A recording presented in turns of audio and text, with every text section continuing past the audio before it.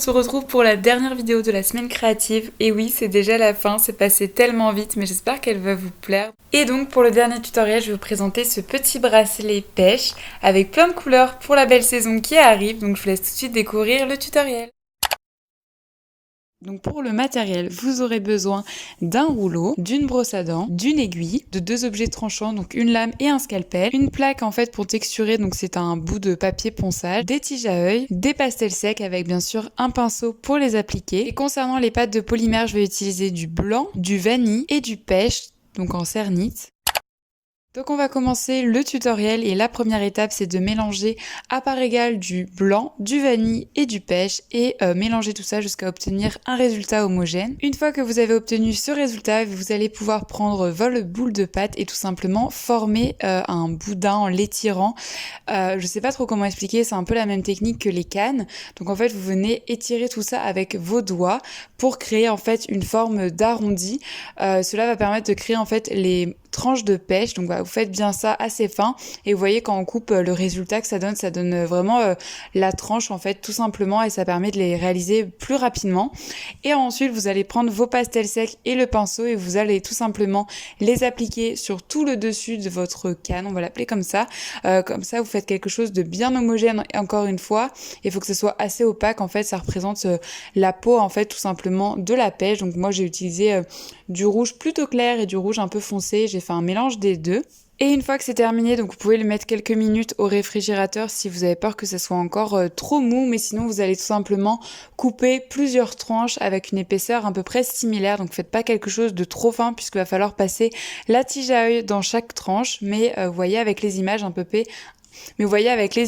peu près la grosseur que j'ai réalisée. Une fois que ça c'est fait, je vais vous montrer comment on en réalise une et bien sûr après il faudra en faire plusieurs. Donc vous allez prendre le dos en fait d'un outil, ici c'est mon scalpel, pour former le côté arrondi au milieu de votre tranche de pêche. Voilà, c'est vraiment une technique assez facile pour faire cette forme. Puis nous allons prendre le papier de ponçage que nous allons mettre en dessous notre petit morceau. En fait, ça va permettre de pouvoir texturer des deux côtés. Donc d'un côté, on va en fait texturer avec notre brosse à dents et de l'autre, il va avoir du coup la démarcation qui sera également faite avec le papier ponçage. Donc c'est vraiment une bonne technique pour texturer les deux côtés sans en abîmer un côté plus que l'autre. Et ensuite, avec mon aiguille, je vais tout simplement arracher la pâte au milieu en faisant des lignes. Ça va créer l'effet qu'il y a à l'intérieur d'une pêche en fait, tout simplement. Puis vous allez passer votre tige à œil dans votre pêche et là, vous allez pouvoir retexturer un peu parce que forcément, on a un peu abîmé la texture, donc je repasse un petit coup de brosse à dents, voilà, pour être sûr que tout soit bien, ainsi que l'aiguille également. Et pour ajouter un peu de couleur, je vais prendre de la pastel rouge encore une fois et en mettre au milieu pour faire le centre de ma pêche. Et voilà, il vous reste plus qu'à faire plusieurs petits morceaux. Et voilà, donc il n'y a pas de nombre exact, ça dépend la taille de votre bracelet et si vous voulez en faire plusieurs ou non. Moi, je vais pas tous les utiliser, mais je préfère en faire plus que pas assez. Puis vous allez mettre toutes vos créations au four à 110 degrés pendant 30 minutes.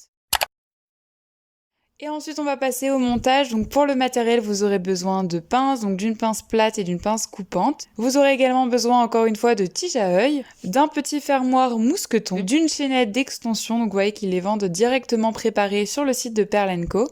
Bien évidemment, vos petits morceaux de pêche qui sont vernis et cuits, des anneaux et enfin plusieurs perles. Donc j'ai utilisé plusieurs modèles de chez Pearl & Co. Donc ce lot-ci qui a été couleur pêche, donc ça allait pile poil avec ma création. Et enfin ce mix avec beaucoup de perles, donc je trouvais que ça valait vachement le coup. Donc je vous invite à aller voir de toute façon sur leur site les références exactes. Tous les liens seront en description. Et voilà, il y a vraiment un beau mix et en fait c'est vraiment ce mix qui m'a inspiré ce bracelet. Donc du coup la première étape ça va être de mettre en fait votre patron. Donc pour cela, vous allez mettre vos pêches un petit peu séparées sur votre table et vous allez y interposer en fait plusieurs perles. Donc à vous d'alterner les couleurs, voilà, pour obtenir un résultat qui vous convient. Donc c'est un peu l'étape préparation et après on va passer à l'assemblage. Donc une fois que le résultat vous convient, on va pouvoir, comme je l'ai dit, assembler tout ça. Donc vous allez prendre donc une tige à œil, y mettre une perle Et ensuite, vous allez en fait replier cette tige à œil pour former en fait un connecteur. Donc pour cela, vous pliez l'excédent, vous coupez ce qu'il y a en trop et ensuite avec une pince, vous allez arrondir pour former une boucle. Et cette boucle, avant de la fermer, vous allez le mettre dans un de vos connecteurs, donc ici la pêche, et vous allez refermer tout ça. Et en fait, le but, ça va être d'assembler tous les éléments comme ça, ainsi de suite, et du coup former un bracelet. Puis vous allez donc continuer avec toutes vos perles. C'est un petit peu long, mais franchement, ça vaut le coup et comme ça, vous pouvez mettre vraiment l'assortiment que vous souhaitez et chaque bracelet est donc unique. Donc voilà, vous faites ça avec toutes vos perles et je trouve qu'en fait l'effet que les perles soient différentes en termes de taille, de forme, de texture et de couleur, ça rajoute vraiment un peps à votre création. Et petit à petit, votre bracelet va s'agrandir jusqu'à obtenir la taille souhaitée. Donc ça dépend de la taille de votre poignet ou du poignet à la personne à laquelle vous voulez l'offrir. Donc voilà pour le résultat en tout cas du mien. J'ai vraiment alterné les couleurs et les formes et je trouve le résultat hyper sympa. Et donc pour assembler le tout, il manque 2 éléments, vous vous en doutez bien. C'est tout simplement la chaîne d'extension donc que je vais mettre au bout du bracelet. Donc j'ouvre en fait le bout de la chaîne d'extension et je viens l'inclure au bout de mon bracelet, donc vous voyez avec dans une tige à œil tout simplement. Et ensuite bien sûr je vais refermer l'anneau. En fait cette chaînette va permettre d'ajuster le bracelet selon la taille que je désire. Et enfin de l'autre côté vous allez ajouter votre mousqueton pour pouvoir tout simplement accrocher le bracelet. Donc voilà, vous l'insérez dans le morceau de tige à œil et vous n'oubliez pas de bien refermer pour que votre bracelet soit plus solide. Et voilà, votre bracelet est terminé. J'espère qu'il vous plaît. En tout cas il est parfait pour la belle saison qui arrive. N'hésitez pas à liker cette vidéo et à me laisser votre avis en commentaire, ça me ferait super plaisir de vous lire. Encore merci à Perlenke de nous avoir permis de réaliser tous ces tutoriels, j'espère qu'ils vous auront plu. Et on se retrouve très bientôt pour de prochaines vidéos. Et d'ici là, comme d'habitude, prenez soin de vous. Bye!